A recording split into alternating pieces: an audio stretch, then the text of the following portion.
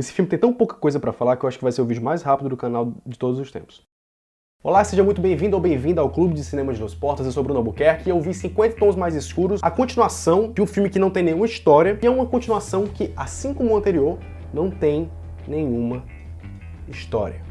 Mas antes de começar a falar, se inscreve na lista VIP do Clube de Cinema, o link tá aqui embaixo, só você colocar seu nome e seu e-mail e já tá dentro, você não paga nada, é totalmente gratuito, de VIP só tem o nome e você vai ter acesso ao conteúdo exclusivo. Já estamos lá com quase 300 inscritos na lista VIP, aqui no canal a gente tem 20 mil, então vamos pra lá, vamos participar, vamos interagir, pergunto lá as coisas, a galera responde, eu fiz uma tatuagem, foi a galera que escolheu, enfim, tá todo mundo lá participando da lista VIP, então vai lá participar também. 2 anos atrás, logo no começo do Clube de Cinema, eu já tinha feito um vídeo sobre 50 Tons de Cinza e eu realmente não esperava que o filme fosse conseguir repercussão suficiente para conquistar uma continuação. E aí que a gente vê que ele tem uma continuação chamada 50 Tons Mais Escuros, que agora é de outro diretor, de um outro roteirista, e parece que é feita pela mesma pessoa. Eu já vi muita gente falando que no filme não acontece nada. Acontecem várias coisas, mas nada dessas coisas importam. Tudo isso que acontece são discussões entre a Anastasia e o Christian Grey, são embates dela com o ex dele, são coisas muito minuciosas e cada uma tem o seu próprio núcleo. Em alguns momentos é esquecido, em alguns momentos alguma outra coisa se põe na frente, e lá no final do filme a gente lembra que, lá no começo teve isso, e aí talvez ele puxe isso pra continuação, e ele não resolve no próprio filme. É uma bagunça de vários elementos e você vê que o roteirista não revisou o roteiro, ele não revisou uma estrutura narrativa, uma estrutura clássica de cinema. Eu não tô também querendo dizer que todo filme tem que seguir a estrutura clássica, não, nada disso. Mas o filme tem que primeiro construir para depois desconstruir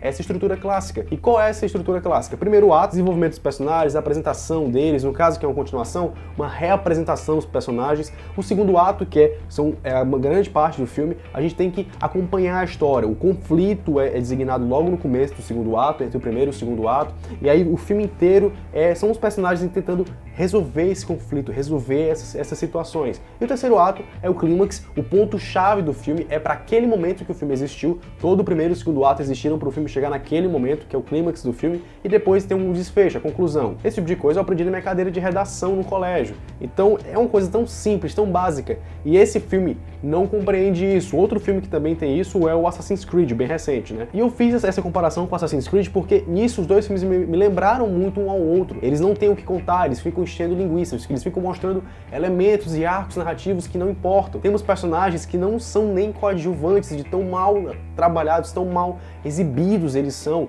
No primeiro filme tem todo um draminha lá com um amigo dela que quer ficar com ela e quer forçar ela a ficar, enfim. E aqui o cara aparece no começo do filme e no final. E acontecem alguns elementos, como por exemplo, não é spoiler, porque não acontece nada no filme, mas o Christian Grey sofre um acidente de helicóptero e o filme resolve isso em 2 minutos. E isso não adianta de nada, não faz a menor diferença. Eles acabam ficando juntos do mesmo jeito no final. Eles resolvem os problemas do mesmo jeito. As cenas de sexo não tem nenhum pingo de excitação, eu não fiquei empolgado com absolutamente nenhuma delas. Elas são muito mal dirigidas, somente close. A gente não vê direito a cena de sexo. Tem uma cena de sexo que a gente vê mais ou menos o que acontece. E as próprias cenas de tortura, onde ele bate nela, não nos convencem. O próprio cinema estava tirando sarro disso. As pessoas estavam rindo da cena porque ela estava gritando de dor por uma coisa que aparentemente soava não tão ofensiva, era muito inofensiva. E aí a gente vai pro grande ponto do filme, que é o machismo. Eu não consegui entender como é que...